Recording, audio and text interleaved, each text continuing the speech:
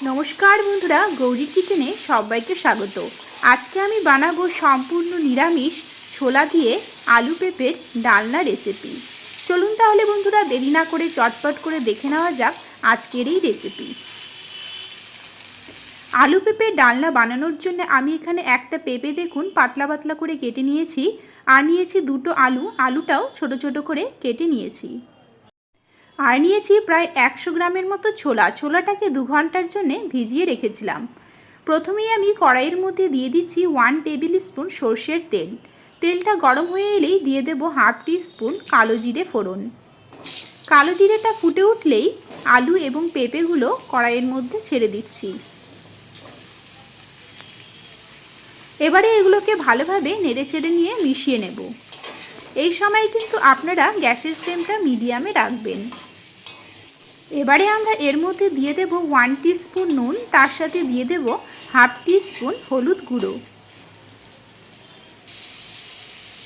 এই সময়ে অবশ্যই নুনটা দিয়ে দেবেন, তাহলে পেঁপেগুলো কিন্তু খুব তাড়াতাড়ি সেদ্ধ হয়ে যায়। এবারে এগুলোকে ভালোভাবে নেড়েচেড়ে নিয়ে মিশিয়ে নেব এবং 5 মিনিটের জন্য ঢেকে রেখে রান্না করে নেব, যাতে আলু এবং পেঁপেটা কিছুটা সেদ্ধ হয়ে আসে। 5 মিনিট পরে ফিরে এলাম। দেখুন আলু পেঁপেটা হালকা ভাজা ভাজা হয়ে এসেছে। এবারে আমরা অন্যদিকে একটা মশলা বানিয়ে নেব। তার জন্য মিক্সিং বোলের মধ্যে দিয়ে দিলাম 1 টিস্পুন গোটা জিরে, 1 টিস্পুন গোটা ধনে, দিয়ে দিচ্ছি হাফ ইঞ্চি আদা, তার সাথে দিয়ে দেব 5 থেকে 6টা কাঁচা লঙ্কা এবং সামান্য পরিমাণে জল। এবারে এগুলোকে মিহি একটা পেস্ট বানিয়ে নেব, তবে ঝালটা আপনাদের ইচ্ছে অনুযায়ী দিতে পারেন। এবারে ভেজে রাখা আলু পেঁপের মধ্যে ছোলাটা দিয়ে দেব যে মশলাটা আমরা বানিয়ে রেখেছিলাম সেই মশলাটা।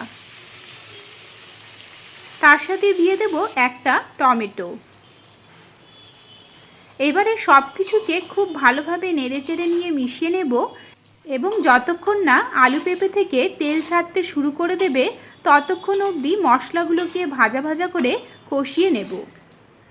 আপনারা চাইলে শুকনো লঙ্কার গুঁড়ো ব্যবহার করতে পারেন, কিন্তু আমি সব রান্নায় শুকনো লঙ্কার গুঁড়োটা ব্যবহার করি না, তাই কাঁচা লঙ্কা দিয়েই করছি। 5 মিনিট পরে ফিরে এলাম। দেখুন আলু পেঁপেটা ভাজা ভাজা হয়ে এসেছে, খুব সুন্দর কিন্তু একটা গন্ধ বেরিয়ে আসছে। এবারে কয়েকবার নেড়েচেড়ে নিয়ে এখানে দিয়ে দেব প্রায় 2 গ্লাস মতো গরম জল। অবশ্যই এখানে গরম জলটাই ব্যবহার করবেন, তাহলে কিন্তু তরকারির টেস্টটা ভালো আসে। ঝোলটাকে এবারে নেড়েচেড়ে নিয়ে মিশিয়ে নিচ্ছি এবং আমরা 10 মিনিটের জন্য ঢেকে রেখে রান্না করে নেব। তাহলেই দেখবেন ছোলা, আলু, পেঁপে সব কিছু কিন্তু খুব ভালোভাবে সেদ্ধ হয়ে যাবে। দেখুন এখানে আলু, পেঁপে, ছোলা সব কিছুই কিন্তু খুব সুন্দর করে সেদ্ধ হয়ে গিয়েছে। এবারে আমরা এর মধ্যে দিয়ে দেব আরও হাফ টি স্পুন পরিমাণ নুন, দিয়ে দিচ্ছি হাফ টি স্পুন গরম মশলা গুঁড়ো, তার সাথে দিয়ে দেব সামান্য পরিমাণে চিনি। এবারে সব কিছুকে নেড়েচেড়ে নিয়ে আরও 3-4 মিনিটের জন্য ফুটিয়ে নেব, যাতে গরম মশলার ফ্লেভারটা খুব সুন্দর করে বেরিয়ে আসে।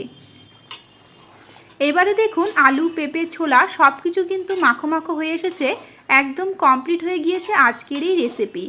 আর বেশি ফোটাবো না, ঠান্ডা হয়ে এলে কিন্তু অনেকটা মাখো মাখো হয়ে আসে।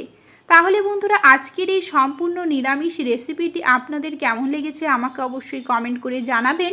ভালো লাগলে আমার চ্যানেলটিকে সাবস্ক্রাইব করে নেবেন, লাইক ও শেয়ার করবেন। এরকমই আরও অনেক রেসিপি আমার চ্যানেলে রয়েছে, যেগুলো লিঙ্ক ডেসক্রিপশন বক্সে দেওয়া আছে, অথবা আপনারা আমার চ্যানেল ভিজিট করলেও দেখতে পারবেন। তাহলে বন্ধুরা আজকের মতো এখানেই শেষ করছি। দেখা হবে নেক্সট রেসিপি নিয়ে। ভালো থাকবেন, ভালো রাখবেন, ভালো ভালো খাবেন। নমস্কার।